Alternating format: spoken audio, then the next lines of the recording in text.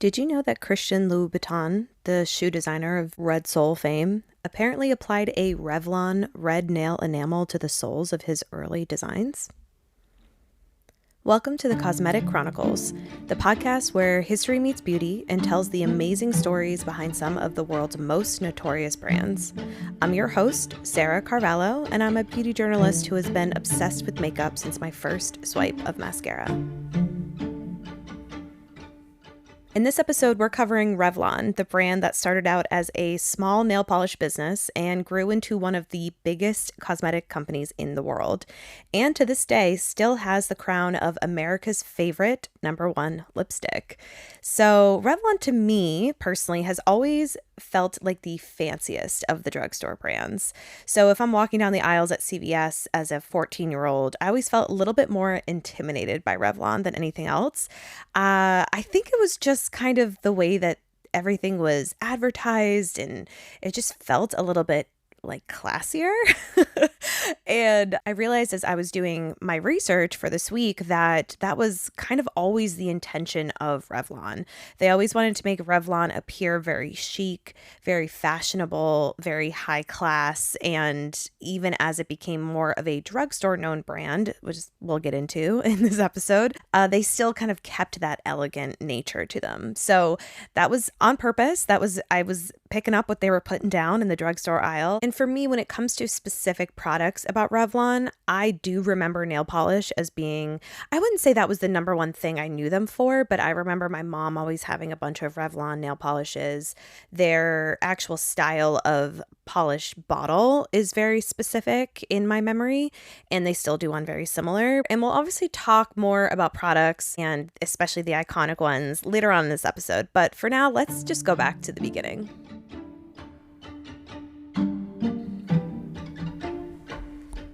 So at the very top of this episode, we're going to have to shout out friend of the pod, cosmeticsandskin.com, for once again just having the most amazing research that I found on Revlon. I always link all my sources in the show notes, but obviously Cosmetics and Skin, you'll see those are the first 3 because they have 3 huge pages dedicated to them. So definitely check them out. Revlon was founded in 1932 by brothers Charles and Joseph Revson and chemist Charles Lockman. Now, for reference, I'm going to be referring to Charles Revson as Charles and Charles Lockman, the chemist, as just Lockman. No shade, but I don't really talk that much about Lockman, so hopefully it won't get too confusing, but I just want to say that at the top, that when I refer to Charles, I mean Charles Revson. So the 3 men set up shop at 38 West 21st Street in New York in March of 1932. And Charles Revson was acting as the president, Joseph Revson was the treasurer and general manager, and Lockman was the vice president and technical advisor. There was a third youngest Revson brother named Martin who would later join the firm about 3 years later and become the marketing manager. And we'll get into Martin a little bit later. And a real quick note about the name. If you were thinking, wow, Revson, that sounds really close to Revlon, your detective instincts are correct. So the men wanted to find a way to combine their last names, Revson and Lockman, to make the brand name. And so they originally called themselves Revlac, but it didn't sound quite right to them. So they just decided to take Revson and just swap out the S for the L from Lockman, and then you got Revlon. So despite the 3 men being heavily involved in the company and starting it, it really is Charles Revson who we're going to focus on because he was what was considered the visionary behind the brand, or the head bitch in charge. There's a book from 1976 by author Andrew Tobias that's called Fire and Ice, the story of Charles Revson, the man who built the Revlon empire. I'm going to be referencing this book a lot, so I just wanted to call it out at the beginning. So in this book, Charles is actually described as being, quote, whatever else he was, nasty, crude, lonely, brilliant, inarticulate, insecure, generous, honest, ruthless, complicated, Charles Revson was a man of single-minded persistence and drive, entirely dedicated to his business, and a perfectionist. So like I said in the very beginning, it all started with a nail polish. A few years prior to starting Revlon, Charles actually was selling nail polish for another company called Elka. And something that Elka was doing at the time was using opaque nail polish, which is actually kind of a game changer. So for a long time up until then, nail polishes were relatively transparent, but Elka wanted to use dyes to make it a little bit more opaque colors so people actually had color on their nails. And so when Charles was selling this nail polish, he realized the potential of growing this idea of opaque nail polish and wanted to build a wider range of colors using pigment, though, instead of dyes. From that Fire and Ice book, here's another quote about kind of the specific differences between Elka and then what Charles wanted to do. Quote, Elka's product was revolutionary. It was opaque. All the other nail polishes on the market were transparent. Charles saw the potential in this difference. The others were made with dyes and were limited to 3 shades of red, light, medium, and dark. Revson felt that polish, or cream enamel as it came to be called, made with pigment so that it would really cover the nails and made in a wide variety of shades, could capture the market, end quote. So with their first line of polishes, they started with subdued reds and smoky reds, which were the most popular at the time. Now, you have to keep in mind, this was 1932, so we were in the Depression, and the colors were kind of reflective of that time. So these colors specifically were in stark contrast to the time that we had just come out of, which was the Roaring 20s. So that was more fun and exuberant, right?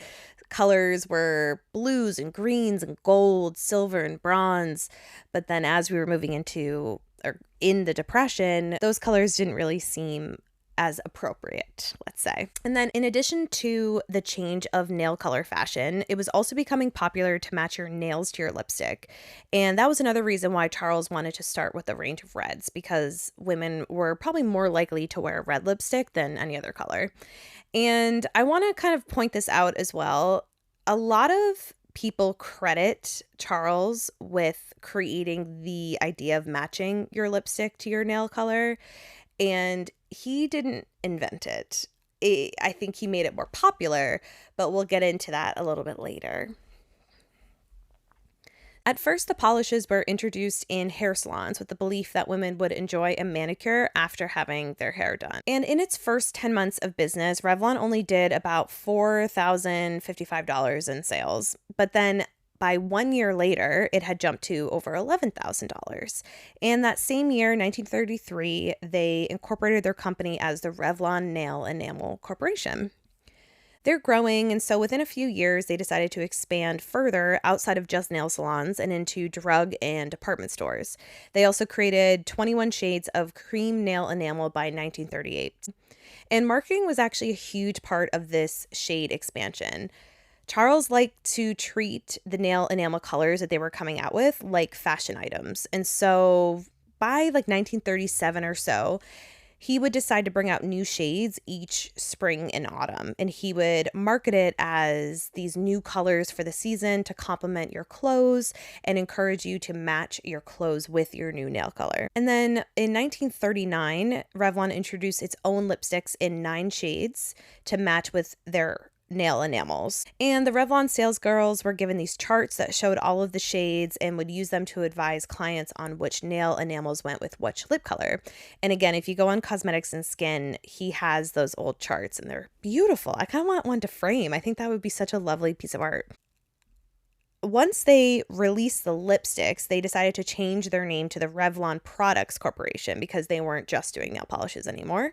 And then they followed up with a cheek stick in 1940. So this was a cream rouge in stick form, and it also came with a small packet of tissues to help spread the blush without staining your fingers. That is so thoughtful. Wow. They would never nowadays, you know what I mean? The cheek stick was advertised as a, quote, cream rouge in clever stick form so that you can apply your cream rouge directly to your skin, end quote. So they're releasing nail polishes, they're releasing lipsticks, they're releasing cheek sticks, they're growing into department stores. And this success during this time is actually really impressive because we are in the Great Depression. But it turns out nail polishes didn't seem to suffer the same slump as other beauty products during the 1930s. And there was actually a study done by the J. Walter Thompson Company that said that manicure sales had actually risen between 1929 and 1932. Wherever we can get our happiness, right? And then by 1940, so 8 years after they started, Revlon had earned $1.2 million. And by the end of World War II, it was one of the US's top 5 beauty brands. There's a fragrance that's here today, and they call it Charlie. A different fragrance that thinks your way, yeah, they call it Charlie. Kinda young, kinda now, Charlie. Kinda free, kinda wow, Charlie. Kind of fragrance that's gonna stay, and it's here now, Charlie. Charlie by Revlon, a most original fragrance. After the war, Revlon continued expanding its nail and lipstick shade ranges while also introducing new formulas for base coats, a cuticle massage cream, and specific collections of colors. So its most famous campaign was the Fire and Ice campaign, and this was a lipstick and nail polish launch in 1952. So the shade was a scarlet red shade, and this was actually a kind of a big deal, I guess, when I was looking through some of the old articles about this. It was considered a little scandalous. I don't know why, but it was a little scandalous. The model was Dorian Lee, and she had this beautiful silver sequin dress on with a gorgeous red cape, and that was kind of the fire and ice motif. And the reason why it was a big deal, aside from just being a little scandalous, is that this was a huge launch. So Vogue magazine actually planned its November issue around the shade. And I'm saying that with like emphasis because that's wild. Can you imagine if Vogue was like, the new OPI shade is coming out in September, we must dedicate an issue to it? Like, that would be wild, and I would love to see it, actually. So yeah, they planned their November issue around the shade, and apparently there was an onslaught of advertisement around this. Like, if you were roaming the streets in 1952, you could not get away from this ad. There were magazine ads, there were window displays, there were radio ads, counter cards, and tons of like free publicity, all pushed by Revlon. And that totaled Revlon sales to almost $25.5 million in the year 1952. I'm going to link a Substack in the show notes that has an image of this cover. It has an image of the ad, but also part of the ad alongside the image of the model, Dorian, is they also have this kind of like little quiz. It's almost like a Cosmo quiz. I'm looking at it now and I'm still confused as to what I'm looking at, but it basically has this little intro paragraph, and then it has a bunch of like yes or no questions for you to check and then decide, I guess, if you're fire or ice. But I'm just going to read the intro paragraph because they just don't do it like this anymore. What is the American girl made of? Sugar and spice and everything nice? Not since the days of the Gibson girl. There's a new American beauty. She's tease and temptress, siren and gammon, dynamic and demure. Men find her slightly, delightfully baffling, sometimes a little maddening, yet they admit she's easily the most exciting woman in all the world. She's the 1952 American beauty with a foolproof formula for melting a male. She's the fire and ice girl. Are you? So please do me a favor, go to the Substack, and I want you to take the quiz and then let me know your results. So after this fire and ice, obviously that kind of blew them into like even a bigger stratosphere, and they started coming up with more makeup. So the 1950s included a flood of different types of formulas. So they came out with Second Nature, which was a fluid makeup, Love Pat, which was a pressed powder cream, Touch and Glow face powder, Touch and Glow press powder. They also included a cake mascara, stick eyeshadows, eyebrow pencils, eyeliners. There's so many others, but we will be here until the end of time if I get into them all. And then in 1955, Revlon changed their name again to Revlon Inc. and officially went public, actually. And an important note, just because I think this is still one of their top selling products, in 1959, Revlon entered the hair coloring field when they acquired Bressard Hair Products Corporation and Bressard Distributors Inc. So they got into the hair dyeing biz in 1959, and like I said, I still think that's one of their most popular products. And they had actually launched some fragrances prior to the 1970s, but it was 1973 specifically that saw Charlie. Now, this was an explosion of the mass market female fragrance known as Charlie. And the ad for this scent was an encapsulation of what they called the emancipated female of the time. And apparently, this commercial was the first one to ever depict a woman going to work and wearing trousers. It's just mind-blowing. And so by the mid-70s, a couple years after it was released, Charlie was the #1 fragrance in the world. And by 1977, Revlon's sale figures had passed $1 billion.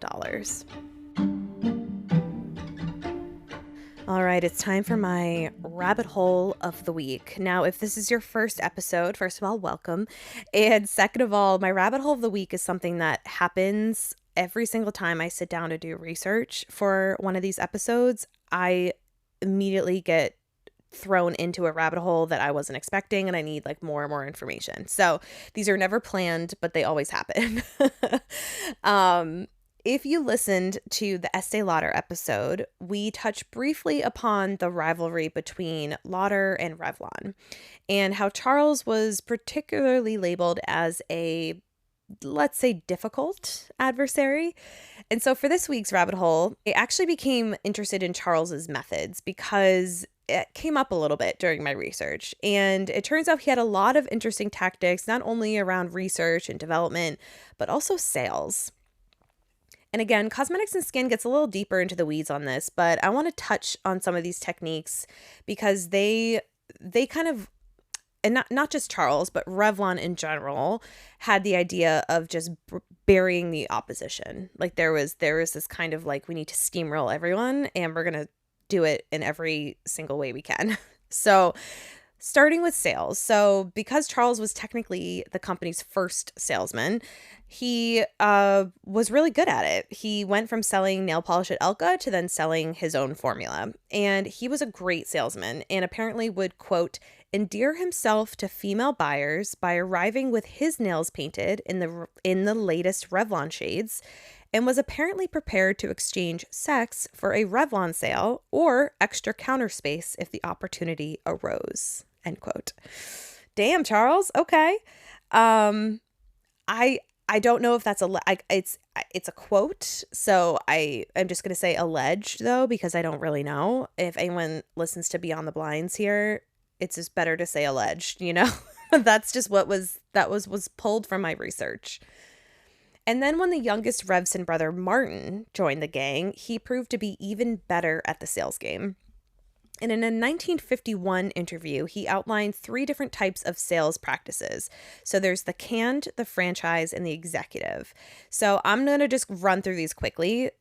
Canned is what they consider kind of the basic shilling for in-demand products. So people are always going to need these things, and it's really just about how many people you call. Franchise is when you have a dealer in your assigned sales region. So if you have a salon that you work with in Long Island, you call them and say, do you need more of my nail polish? They say yes. That's franchise sales. An executive is the highest class type of sales tactic, and that's the one that Revlon used. So in Revlon's case, the salesman was not only selling, they also had to be an advertising specialist, a display specialist, a stock specialist, and an expert in the use of makeup. Now, this sounds like it would be great, but it actually was kind of a nice way of saying we're very aggressive. So in that book, Fire and Ice, they get a little bit more into what they mean by having to, I love that they say specialist. It's really just being kind of like brute force. Now, in this quote, I do use the name of another competitor, and that name is Chen Yu. So when I say Chen Yu, I'm talking about a nail polish company called Chen Yu. So I just wanted to say that before because I didn't want to ruin the quote that I'm about to read. Revlon salesmen were expected to win. If a Chen Yu nail enamel color chart somehow walked out of a store in a salesman briefcase, well, it could always be replaced by a Revlon color chart. If the bottle caps on some Chen-Yu nail enamels were loosened a little bit and the enamel hardened, well, the store or the customer would know not to buy an inferior brand again. If, in an attempt to secure counter space, a salesman should spread his arms out, accidentally sweeping the competitive product off either end of the counter onto the floor, well, the salesmen were authorized to buy up the damaged merchandise at the retailer's cost and replace it with Revlon product, end quote. Dirty. Oh, dirty, dirty. Okay. And they also apparently like to use a bit of muscle, quote, in those early days to pressure their dealers into not working with competition. So this is a quoted bit directly from Cosmetics and Skin. In 1942, a trade magazine reported that the Los Angeles company Seal Coat Company had accused Revlon of violating its trade name and pressuring dealers. Seal Coat made the charge that not only was Revlon Seal Fast an imitation of their product Seal Coat, but that since Revlon had introduced their product in 1941, the company had been coercing dealers, jobbers, and beauty parlors not to carry Seal Coat, resulting in the cancellation of numerous Seal Coat orders. And there were also accusations, apparently, though never proven, very alleged, of potential wiretapping that happened in the 1950s. I don't have any more information on that, but that's wild if people were doing that. And apparently Revlon also liked to kind of take ideas from others. So do you remember how I said in the beginning that they are often credited with the idea of matching your lipstick to your nails? Well, Q-Tex actually had that idea 5 years before them. In 1934, Q-Tex had already introduced a line of lipsticks to match their own creme nail polish range. And the best part is Q-Tex's lipstick advertisement says, "Lips and fingertips now must match." And then the Revlon advertisement slogan went with, "Matching fingertips and lips."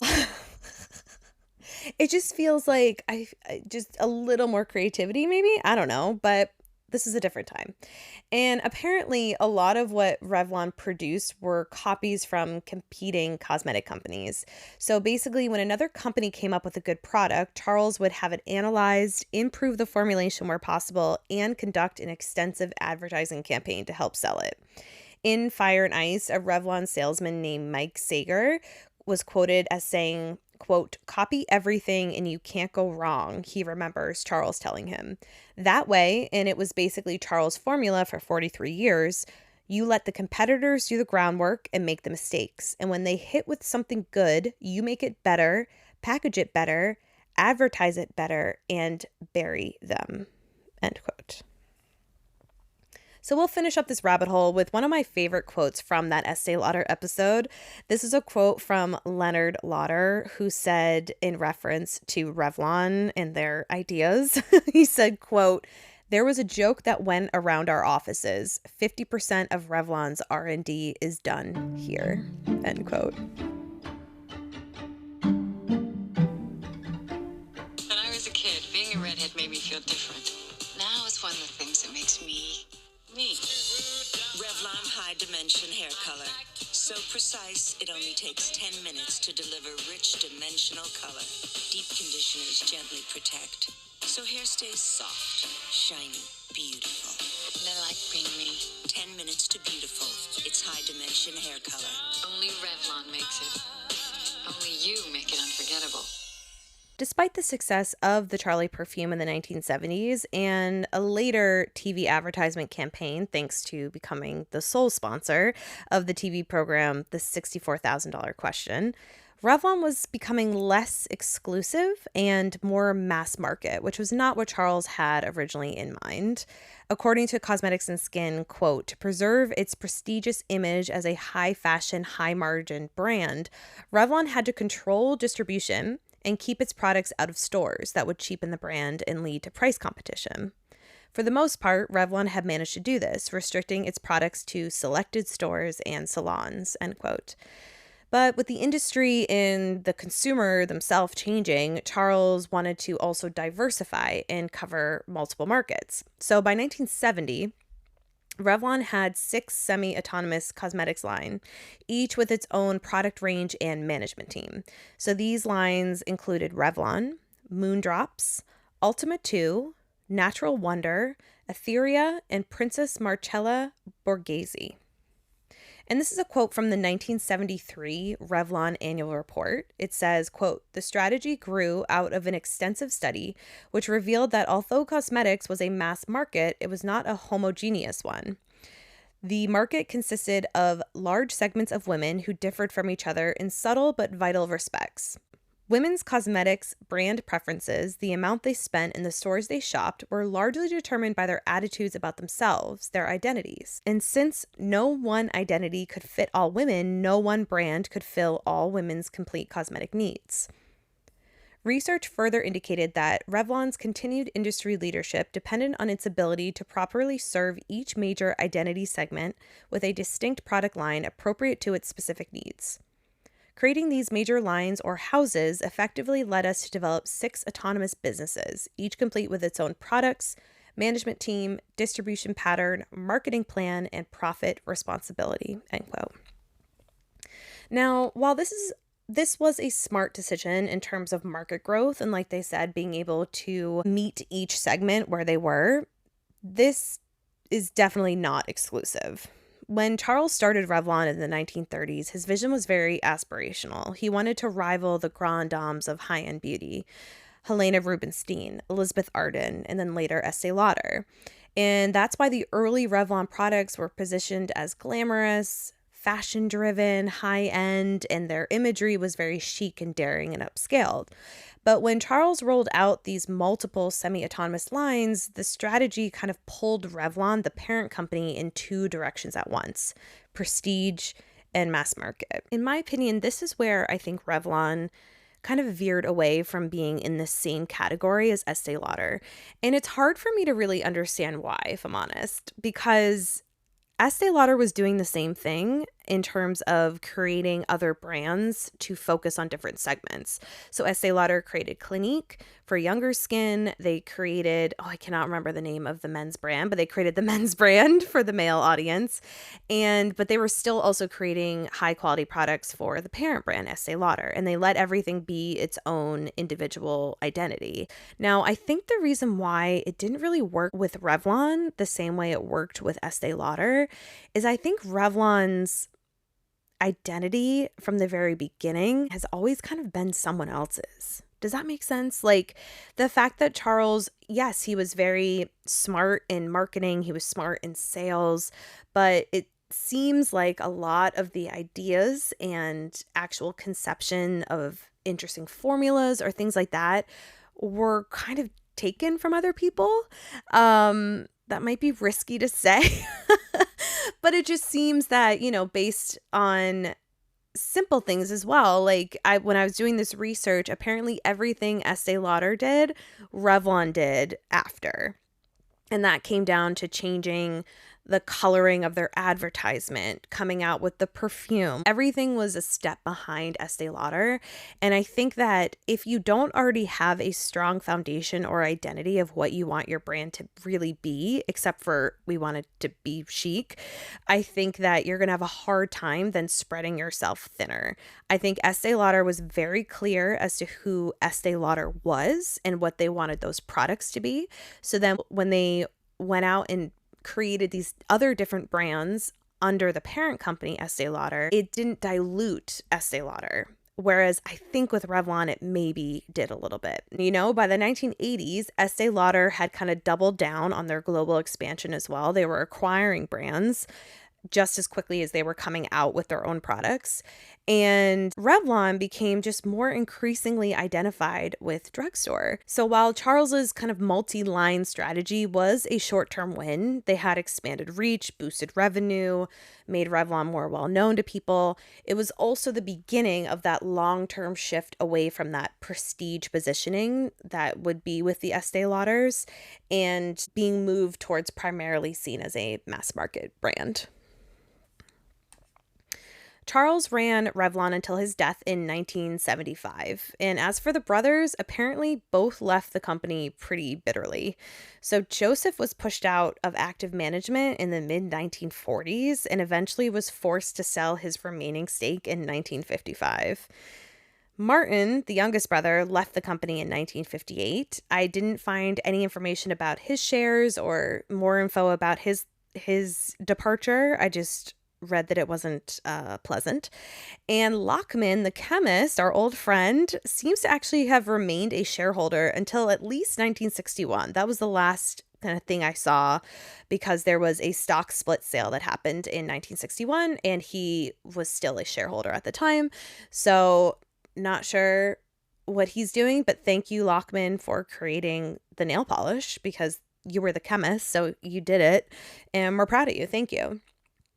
And then after Charles's death in 1975, the brand really struggled to maintain its top position in the beauty space. So like I said, between Estee Lauder kind of growing and outselling them in the department store, in the drugstore, they also had a hard time as well, because they had the rise of CoverGirl, who was becoming really big. Maybelline was still killing it in the drugstore.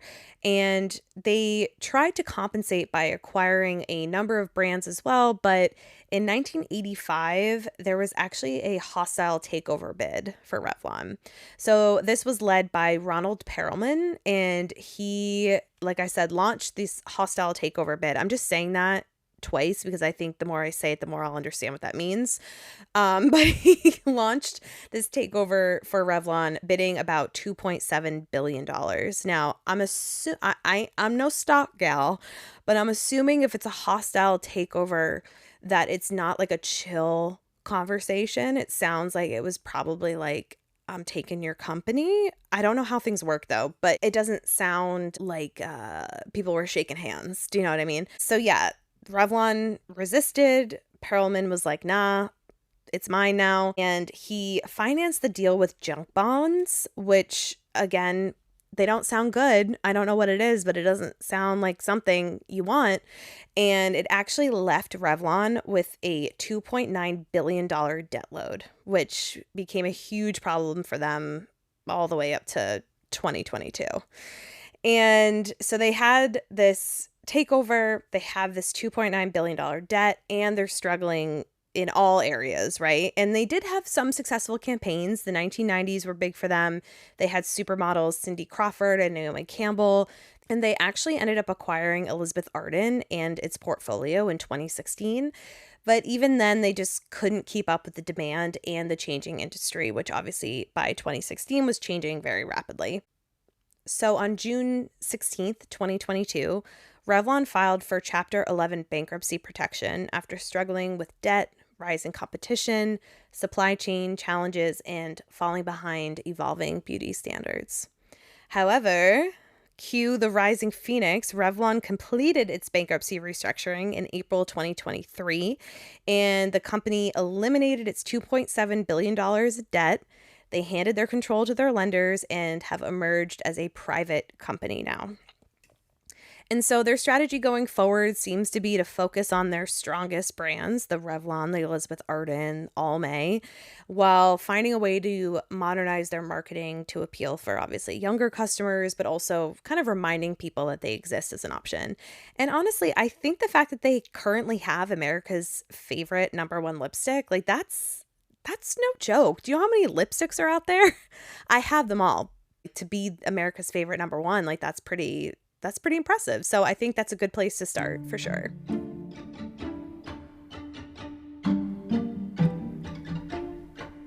Okay, so let's quickly run through the icons, shall we? So the Revlon Nail Enamel, obviously, considered the first fashion statement nail polish. And that very first shade was called Cherries in the Snow. It's still a big seller for them. And if you actually go over to my Instagram, Glow and Flow by Sarah, you'll see that shade on my nails in real life. Also an icon is obviously America's favorite lipstick, called the Super Lustrous Lipstick, and it's actually available in over 70 shades. That's amazing. And it's known for its comfort, coverage, and shine, and it's one of their top selling products. And also over on my Instagram, I'm going to be doing a first impression of, I don't remember a red shade. I don't think I've ever tried their lipstick. So I'm going to try it for the first time, and you can go see my thoughts on it over my Instagram. Another icon, of course, Revlon Charlie perfume. It's now known as Charlie Blue because now they have multiple Charlies. And yes, I did try to find the description of the scent on that amazing site that we used for Youth Do. Again, reference back to Estee Lauder. Maybe you all should just go listen to the Estee Lauder episode and then come back. But for that episode, I was trying to find a description of their famous scent, Youth Do. And I found this incredible website where this woman writes almost literal poetry about fragrances.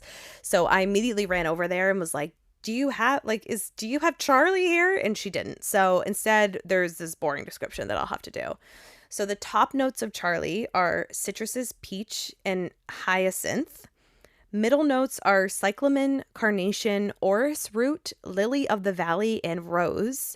And the base notes are sandalwood, musk, vanilla, oak moss, and cedar. Now, this to me sounds like 4 different scents, but I'm not good at understanding any of the, like, to me, I'm like, none of those can smell good together, but then your mind is blown sometimes and you're like, how does it works? So if you've tried Charlie, if you own Charlie, please let me know if it smells chaotic, because that's what this description sounds like. Okay, another icon for them is their Color Stay line. So their Color Stay foundation specifically is their long wear liquid foundation that really became a beauty favorite because of its staying power, obviously, in the name, and also a wide shade range. And they've expanded the Color Stay range to also include, things like a matte crayon lipstick, full coverage concealer, and a best-selling eyeliner, actually, which I would love to do a little battle between a Color Stay eyeliner and the Urban Decay eyeliner. And then also an icon, let's not forget the hair. Like I said, the hair dyes, particularly their Color Silk line, are still major bestsellers for them. And I know I've personally dabbled in a few Color Silk shades in my day, so I think their hairline is still going really well for them. And lastly, just a few fun facts. So in 2008, Revlon actually signed makeup artist Gucci Westman as their artistic director. Now, I think this is incredible. Gucci Westman now has her own line, Westman Atelier. So if you haven't tried her stuff, I hate how good it is because it's pricey, but that foundation is so gorgeous. But Gucci Westman is a little genius.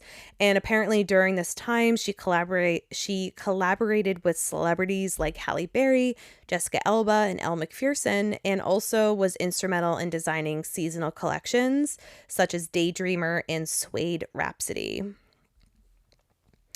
One of Revlon's most famous shades, Cherries in the Snow, like I said, is still sold today, and it's one of the longest running lip and nail colors in beauty history. Marilyn Monroe wore the Kiss Me Coral shade of the Revlon Super Lustrous lipstick in her final film appearance. And kind of a cool little bookend here. Revlon eventually bought Cutex, its original nail polish rival, expanding its dominance in nail care. And the current companies owned by Revlon include Elizabeth Arden, Almay, Mitchum, American Crew, Creme of Nature, Juicy Couture, which was surprising. And then again, in the nail category, they own CND, Cutex, and Sinful Colors. I'm actually going to end today with a quote from Revlon's former president and chief executive officer, Deborah Perelman. And if that name sounds familiar, it's because her dad was the one that did the hostile takeover in 1985. And this quote was actually given by Deborah during the announcement of coming out of their bankruptcy. So this was 2023. And I believe that she left the company later that year. I just feel like it's a nice quote to end on. Today marks an important moment in Revlon's history and evolution. Less than a year after beginning the financial restructuring process, I'm proud to say that we are emerging today as a stronger company that is well positioned for long-term growth. With a simplified capital structure, significantly reduced debt, and a new, highly experienced and committed board of directors, we look forward to unlocking the full potential of our globally recognized brands and continuing to offer our customers the iconic products they have loved for decades. So those were the Chronicles of Revlon. What do you think about the brand? Do you have any iconic favorites or any memories specifically? Are you spritzing on Charlie as soon as you finish this podcast? Leave me a comment. Let me know your thoughts. And also feel free to share some of the brands that you'd like to see covered on this podcast. Thank you for tuning in, and see you next time on the Cosmetic Chronicles.